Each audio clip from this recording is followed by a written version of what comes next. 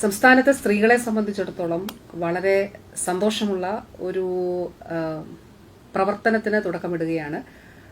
Tourism ഡിപ്പാർട്ട്മെന്റിലെ responsible tourism മിഷനും അതോടൊപ്പം തന്നെ വനിതാ വികസന കോർപ്പറേഷനും കൈകോർത്തുകൊണ്ട് വനിതാ സംരംഭകത്വം പ്രോത്സാഹിപ്പിക്കുന്നതിനു വേണ്ടി ചരിത്രത്തിലാദ്യമായി വളരെ ക്രിയാത്മകവും ഫലപ്രദവുമായിട്ടുള്ളൊരു ഇടപെടൽ നടത്തുകയാണ്. രണ്ട് മിഷനും ആർട്ടിമിഷനും അതോടൊപ്പം തന്നെ വനിതാ വികസന കോർപ്പറേഷനും ധാരണാപത്രത്തിൽ ഒപ്പുവെച്ചുകൊണ്ട് സംസ്ഥാനത്ത് സ്ത്രീകൾക്ക് ആയിട്ട് വിനോദസഞ്ചാര മേഖലയുടെ വാതിലുകൾ തുറക്കുകയാണ്. ഇത് നല്ലൊരു അവസരമാണ്.